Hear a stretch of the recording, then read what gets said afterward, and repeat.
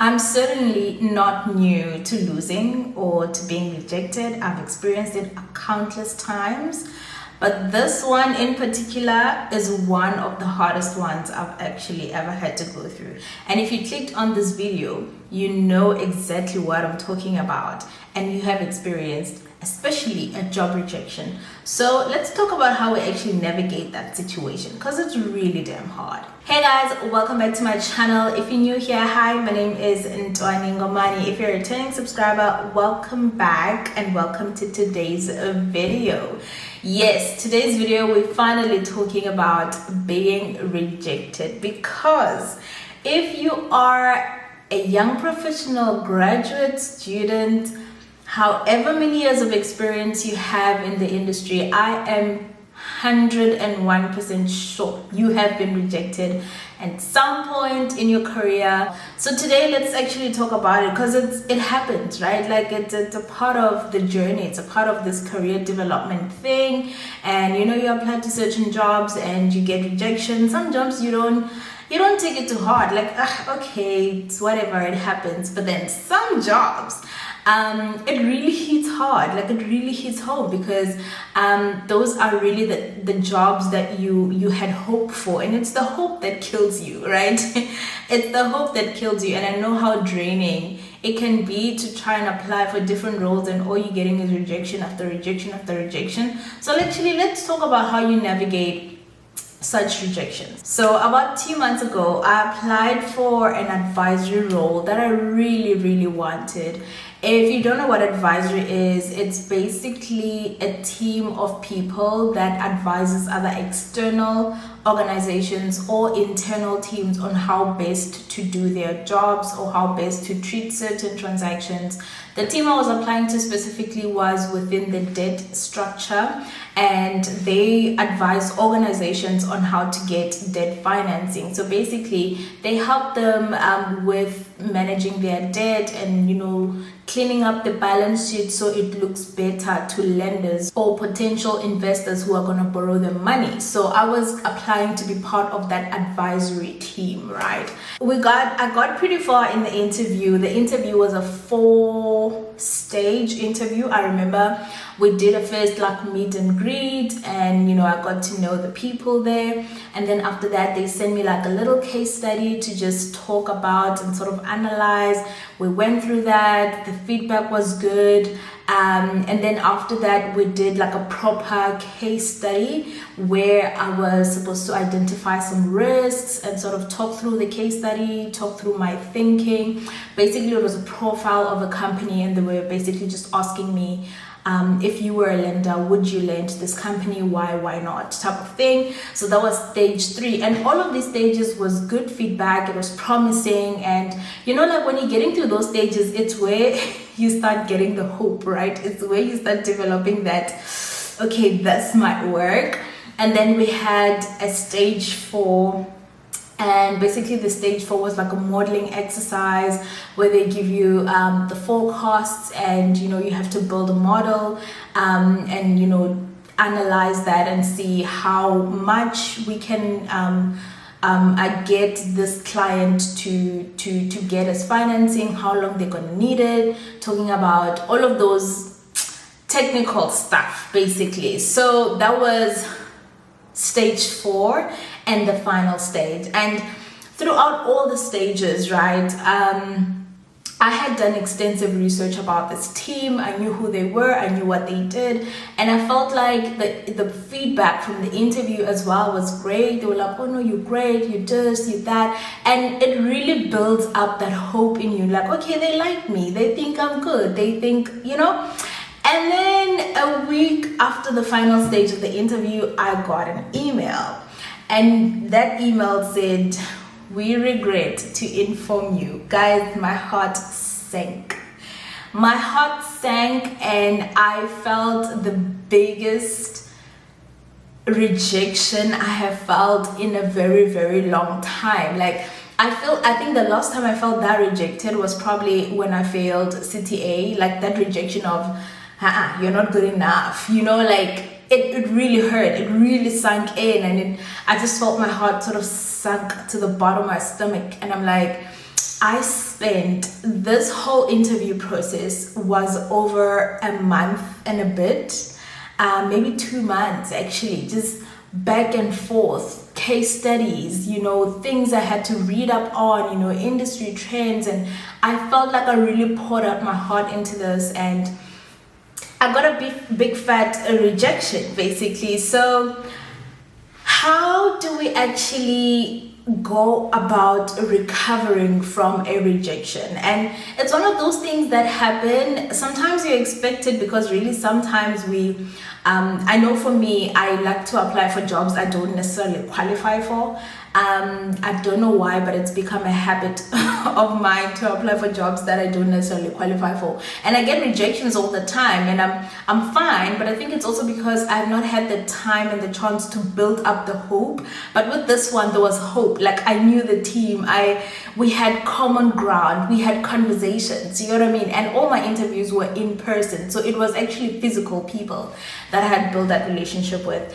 And yeah, let's talk a little about how do you come back from that, because I know it happens to us. I know it happens to you guys as much as it happens to me, and I know a lot of you guys have probably been in the job market, had far more interviews than I have had, and have experienced even maybe more painful rejections than I have experienced, right? And I think it's even worse when you're sitting at home and you're unemployed, or you don't have active work that you're doing, and you're just getting rejection after rejection after rejection. So after what happened with that role for me, I was just distraught. I was like, God, like, how could you let me go through that for that long? I mean, they could have said after the first or the second round, like, no, we think you're good, but you're not good enough.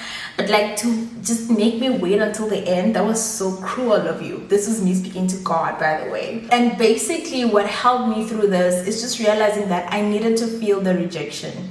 And I remember the last time when I failed CTA, and it was December, like CTA results come out, I think, around November, and then you have December off and you come back for ITC, right? So in December, I remember just sitting in my room and just crying it out, like just feeling the emotion, feeling the rejection, feeling the disappointment in myself. And yeah, the first thing that I did, even with this job rejection, was to just feel the rejection, process the emotions.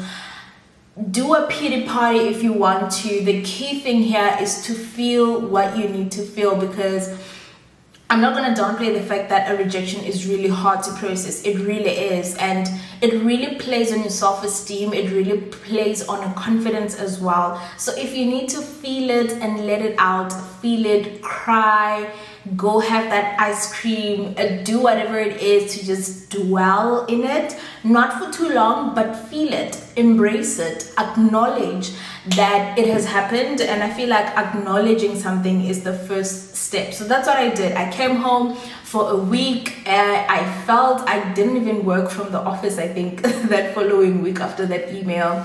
I just worked from home, and I felt what I needed to feel, because I was feeling very distraught and very rejected. That's the first thing I did. The second thing was to basically accept the redirection.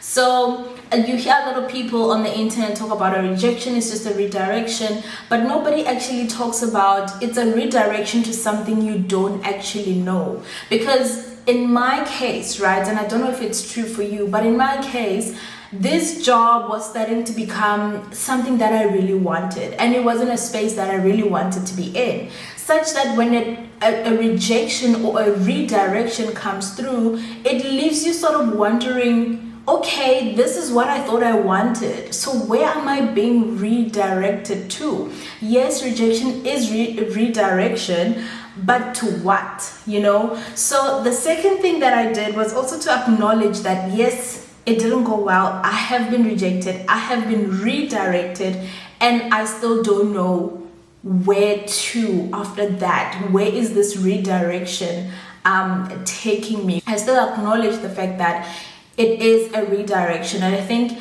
that's a bit more healthier. That's like a healthier way to look at it, to say, this is what I thought I wanted, but maybe God has other plans, God has bigger plans, maybe God has a different plan, and this is not necessarily what I need or the direction I need to go right now in my life. It might not be, it will never happen. It might just be not now or not yet, so acknowledge the redirection, even though you don't know necessarily where it's redirecting you to. I hope that makes sense. So the third thing that I did, and guys, it's not like a today, tomorrow, the next day type of process. Like, this took me a while. It took me a while to come to the point where I've accepted.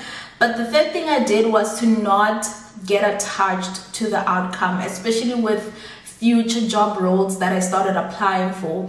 I was now conscious to not get attached to the outcome and just focus on the process. So for example, with this advisory role, I got to learn a lot about advisory. I got to learn a lot about what that team does. And because I went through the process of the interview, case studies and all of that, I picked up a lot of knowledge from the industry. I picked up a lot of industry trends. I picked up a lot of lingo as well that I didn't know. And I also feel like I built relationships as well through that, because I now know those people. Yes, I might not have the opportunity to work with them in the same team, but I now know them. We follow each other on LinkedIn and stuff like that, right? So getting detached from the outcome of it, and this feeds into my next point, really does help, so that you just focus on the process. And my last point was really to focus on what you can control. Guys, like, you absolutely have no influence on whether somebody decides to say, yes, we give you this job, or no, we don't. It is completely out of your control. And I feel like it's that fixation on the outcome that really kills us. Such to a point that I then decided, for whatever job I'm going to apply next, I'm not even going to think about whether or not I'm going to get the job. I'm not even going to, I want to say not hope, but that sounds so wrong. But I just want to focus on the things that I can control. And things that I can control include how best I write my CV, how best I sell myself, how best I perform in the interview, how I prepare for all of that process, how I put myself out there. But the ultimate decision of me getting a job and somebody saying yes to my CV or saying no to it is completely out of my control. And I feel like when we get fixated to the outcome of our applications, that's where this rejection really hits you hard. Like, in your mind, you've already started seeing your first day, you're already sitting with the team. In your mind, you are, you're there, like, you've made it in, you're there. But then you can't control that. You don't control the yes, you don't control the no, you don't control whether a team hires you or an organization actually sees value in hiring you. The only thing you control, and maybe that's what we need to focus on, is how best you put your first foot forward, or how best you prepare yourself for that job or that interview or the application process even, and how you immerse yourself into the actual process and not the outcome. It's quite difficult to actually think about, because every job that we apply to, we apply with the hope that we get the job. But if we just remove yourself from things that you can't control, if you just remove yourself from the outcome and just focus on the process, I know the process is daunting. I know updating your CV is just tedious. Nobody wants to do it. Nobody wants to prepare for an interview.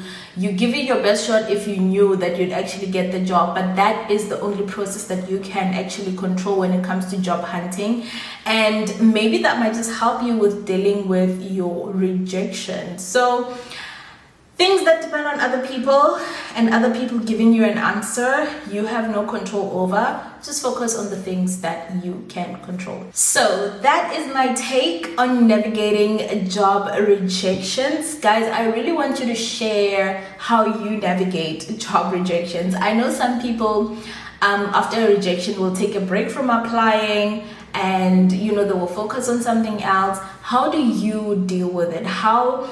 When have you experienced, like, the kind of rejection that just sinks your heart, like the kind of rejection that makes you mad at God, the kind of rejection that just, oh my goodness, how do you deal with that? Have you ever experienced that? And what is your take? What in these points that I've mentioned stood out for you maybe, or what are you going to implement going forward? And let's help each other, because I feel like rejection is a part of our everyday life. We get rejected sometimes in the most subtle ways, and sometimes it's so apparent and in our face. And I'm just afraid that it really affects our self-esteem. It really affects our confidence as well, even for future roles or for future interviews. So yeah, do share in the comments. Otherwise, I will see you guys in my next video. If you haven't subscribed, please click the red subscribe button down below, comment in the comment section, and I will see you guys in my next video. Bye.